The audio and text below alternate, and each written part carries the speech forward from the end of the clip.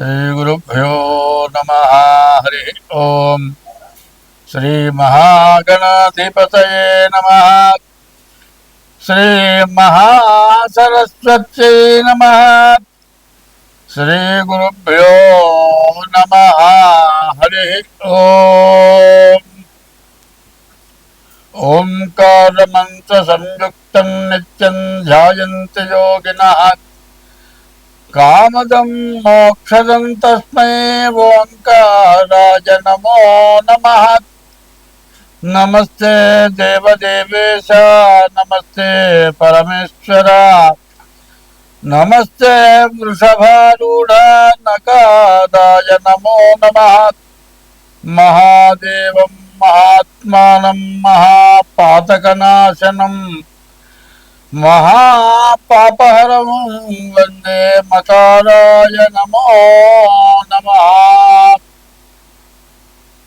శ్రీ గురుభ్యో నమః. శ్రీ మహాగణాధిపతయే నమః. శ్రీ మహాసరస్వత్యై నమః. అస్మద్గురోః విద్యానంద గురుచరణారవిందాభ్యాం నమో నమః. శ్రీరాములు మా దైవము, శ్రీరాములు మాకు తండ్రి, సీతయు తల్లిన్ శ్రీరాముని కొలిచెదా. శ్రీరాములు మాకు ఇచ్చు సిరి సంపదలు. ముందుగా రాహుకేతువుల యొక్క బలాలు మకర రాశికి ఎట్లా ఉన్నాయో చూద్దాం. మరి మే నెలలో 18వ తారీఖు రోజున రాహు కేతువు కూడా మారారు. ఈ రాహువు మీనం నుంచి కుంభానికి, కేతువేమో కన్య నుంచి సింహానికి మారారు. అయితే ఈ రాశికి మకర రాశికి వచ్చేప్పటికల్లా రాహు బాగాలేడు, తర్వాత కేతువు కుజుడు కూడా బాగాలేడు. ఈ బాగుండకపోవటాన ఎట్లా ఉంటుందో ఒక చిన్న ఉదాహరణ చెప్తా. అసలే కోతి, దానికి సారాయి పోశారు, పైన నిప్పంటించారు, పిచ్చెక్కింది. అసలు కోతి ఎగురుతుంది, గోల్ చేస్తుంది. ఇక చూడు, ఊరంతా నాశనం చేసింది కోతి. ఎందువల్లంటే ఈ రాశి పరిస్థితి అట్లా ఉంది. కోతిలాగా తయారైపోయి తను పాడైపోయి అందరినీ పాడు చేసేటువంటి పరిస్థితి ఈ మకర రాశికి పట్టింది. ఈ మకర రాశిలో ఉన్నటువంటి శని కుంభం నుంచి మీనానికి వచ్చి, మరి ఏనాడు శని పూర్తయిపోయింది కదా అంటే మళ్ళీ రాహు వల్ల కేతు వల్ల చాలా ఇబ్బందికర పరిస్థితులు కనబడుతూ ఉన్నాయి. ఈ రాశి వాళ్ళు ఏం చేయాలి? ముందుగా మీ డేట్ ఆఫ్ బర్త్ చూపించుకోండి, మీ దోషాలు ఏమిటో చూపించుకోండి. ఎందుకంటే కుటుంబ యజమానికి బాగుండకపోతే ఆ కుటుంబం మొత్తం కూడా నష్టపడతారు. ముందు శరీరంలో చెవులు 2, ముక్కులు 2, నోరు 1, అక్కడ 7, చేతులు 2, 9, కాళ్ళు 11. ఇందులో ఏది బాగుండకపోయినా కూడా ఇబ్బందిగానే ఉంటుంది. అందువల్ల అన్ని రకాలుగా బాగుండాలి అంటే మాత్రం మీ డేట్ ఆఫ్ బర్త్ ద్వారా జాతక చక్రం ఎంచుకొని గ్రహస్థితి ఎట్లా ఉందో చూసుకొని బాగున్న గ్రహాలకి దోషం పోవటానికి ఆ బాగున్న అందరి గ్రహాలకి జపాలు చేయించుకోండి. మరి మీ ఇష్టదైవాన్ని పూజించండి, ఈశ్వరాభిషేకం చేయించుకోండి. అప్పుడు అన్ని విధాలా బాగుంటుంది, మీరు బాగుంటారు. స్వస్తి. ఒక పక్క నుంచి వెళ్తురు పడితే నీడ ఇంకో పక్క పడుతుంది. అది చాలా భయంకరంగా ఉంటుంది. ఈ రాహుకేతువుల వల్ల రకరకాలైన సమస్యలు వస్తూ ఉంటాయి. అయితే ఇప్పుడు ఈ రాహుకేతువుల గురించి చెప్పుకోవాలి. మే నెల 18వ తారీఖున రాహుకేతువులు ఇద్దరు కూడా మారారు. మే నెల, ఇప్పుడు జూన్ నెల చెప్పుకుంటున్నాం. జూన్ నెలలో 4వ రాశి కర్కాటక రాశి చెప్పుకుందాం. ఈ కర్కాటక రాశి ఎట్లా ఉంది అంటే కర్కటశ్చ నిశాకరః. వృషభంలో ఉన్నటువంటి గురువు మిథునంలోకి వచ్చాడు. కన్యలో ఉన్నటువంటి కేతువు సింహంలోకి వచ్చాడు. మరి మీనంలో ఉన్న రాహువు కుంభంలోకి వచ్చాడు.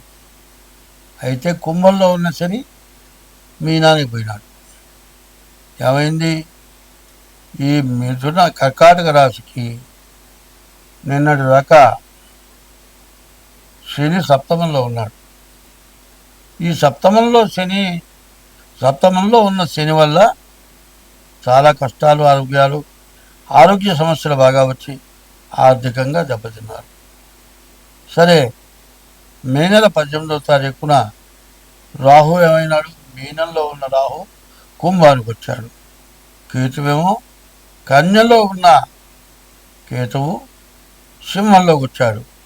ఈ రావటం వల్ల ఏమైంది? రాహు సప్తమ స్థానం అయితే భార్యాభర్తల సంబంధాలు తెగిపోయే పరిస్థితి కనపడుతుంది. అందులో కుజుడు సింహరాశిలో ఉన్నాడు. మరి ఈ భార్యాభర్తల్లో ఏదో రకమైన లోపల జీర్ణించుకుపోయిన ఒకళ్ళు తప్పు చేసిన బాధ బాగా ఉంది. దానివల్ల కొట్టలేరు, తిట్టలేరు, ఎగర్తించలేరు, సరైన దానికి తీసుకురాలేరు.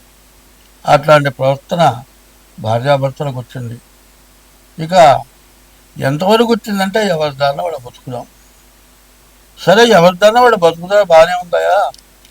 ఎవరి దాన్ని వాడు బతకాలి అంటే పిల్లలు ఉన్నారు కదా, పెళ్లి చేసుకున్నావు, పిల్లల్ని కన్నావు, నీ దారి నువ్వు వెళ్తావు, ఆమె దారి నా వెళుతుంది, ఆమెకు ఆయన పెళ్లి చేసుకుంటుంది, నువ్వు ఆయన పెళ్లి చేసుకుంటావు. ఇద్దరు కలిసి పిల్లల్ని కన్నారే, ఈ పిల్లల్ని ఏం చేస్తావు? ఈ పిల్లలు కనీసం 2 సంవత్సరాలకి దాటేంత వరకు కూడా అమ్మతో నాన్నతో ఎట్లా మెలగాలి, ఎట్లా సంపాదించుకోవాలి అనే బాధ్యత లేకుండా ఉంటుంది. ఈ రాహుకేతుల మధ్య సమస్య ఏమిటంటే భార్యాభర్తల సమస్యలు విపరీతంగా వస్తాయి. డాక్టర్ దిగిపోతే ఎంత వైద్యం చేసినా సంతానం కలక్కపోవటమే కాక ఒకళ్ళంటే ఒకళ్ళు ఇష్టం లేక విడిపోదాం అనేటువంటి పరిస్థితి రావటం, కుటుంబంలో పెద్దవాళ్ళంతా కూడా బాధపడటం జరుగుతుంది.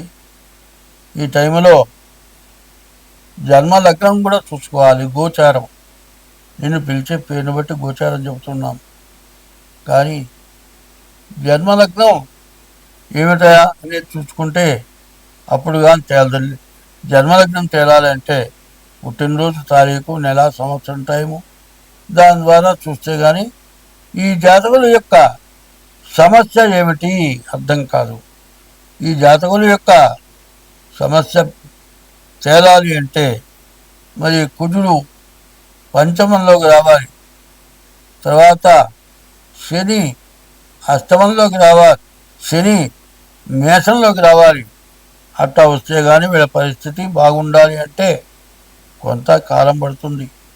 ఈ కాలం అంతా కూడా కష్టపడి జాగ్రత్తగా ఉంటే, భార్యాభర్తలు సక్రమంగా ఉంటే ఇల్లు, ఇల్లాలు, కుటుంబం అంతా కూడా బాగుంటుంది.